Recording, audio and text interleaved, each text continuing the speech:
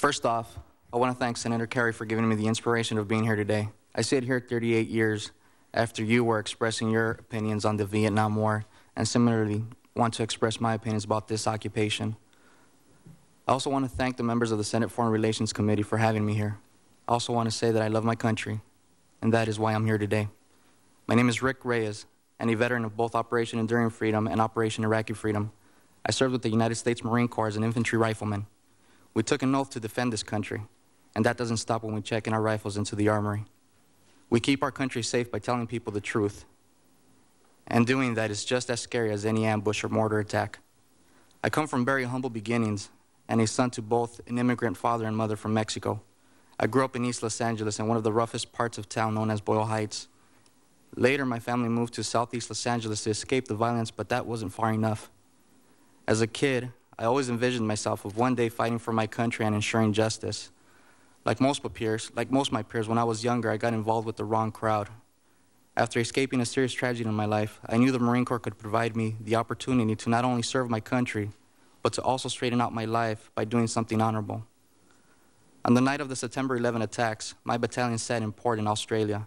It was sometime around midnight, and we were enjoying our off time at the local bars, when all of a sudden the music stopped, and over the PR system an announcement heard that the U.S. was being under attack. We were all ordered to head back and aboard the ships. That night, we were told we were going to war with the Taliban and Al-Qaeda forces. The next morning, we pulled out of port, and for the next month, while the administration formulated a plan, we prepared to go to war with the conviction of fighting for justice and the American way.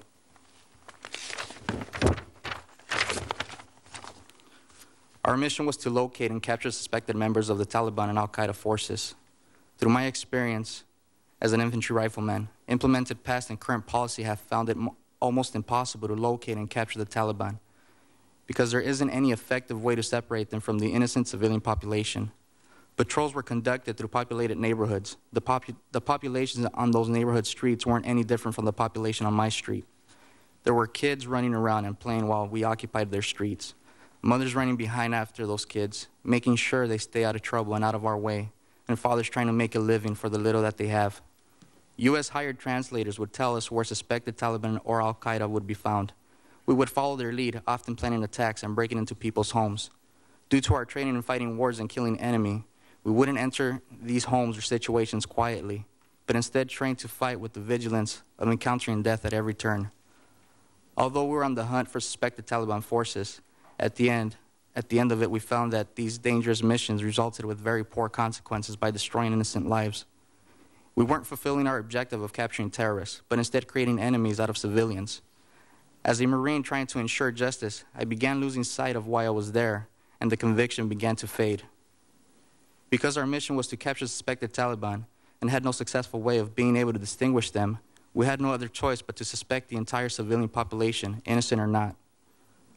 One day we stopped at gunpoint, detained, beating, and nearly killing an innocent man, only to find out he was just traveling down the road to deliver milk to his children. Because of that day those kids went without a father. There were hundreds of incidents like this one. Almost 100% of the time, we would find that suspected terrorists turned out to be innocent civilians. I began to feel we were chasing ghosts, fighting an enemy that we could not see or that didn't allow itself to be seen. How can you tell the difference between the Taliban and Afghan civilians? The answer is that you can't. It all stopped making sense. Later, I found out that these translators were being compensated on the amount of intelligence they were able to provide. So it was their incentive to be able to provide as much intelligence as possible without any way to know if the information being provided was false. It was such a flawed system, but who was I to question authority? When I returned home, I felt that occupying Afghanistan and Iraq was a mistake. I strongly feel that the military occupation and intervention is not the answer. If it didn't work back in 2001, when we had all the energy, all our resources, but most important, a very high troop morale, I asked myself, how could it work now?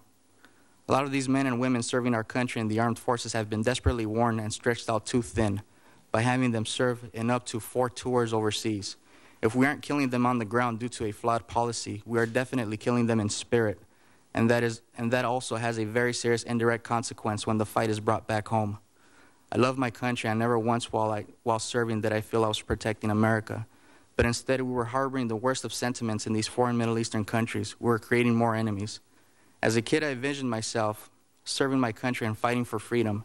But when the opportunity presented itself, it was stripped from me, and instead was forced to become a tyrant. As I have experienced, our troops are also experiencing a very low morale, which oftentimes translates into high suicide rates. These are just a few of the issues. There's just a huge array of reasons why, at the minimum, this occupation needs to be rethought. We should not be sending any more troops into Afghanistan. As a combat troop, we are trained to isolate and destroy the enemy, cut off its resources. As an indirect consequence, we impose our Western views and alienate their culture and traditions. In some respects, this entire occupation has become counterproductive. As a Marine, I was willing to give my life for my country and still am, but invading and occupying Afghanistan, sending more troops to solve what is a political problem is not the answer. I urge these senators to rethink Afghanistan while there is still time. I can almost guarantee that sending more troops will mean more civilian and U.S. troop casualties, not for war, but for occupation. Sending more troops will not make the U.S. safer. It will only build more opposition against us. I urge you on behalf of truth and patriotism to consider carefully and rethink Afghanistan. More troops, more occupation is not the answer. Thank you.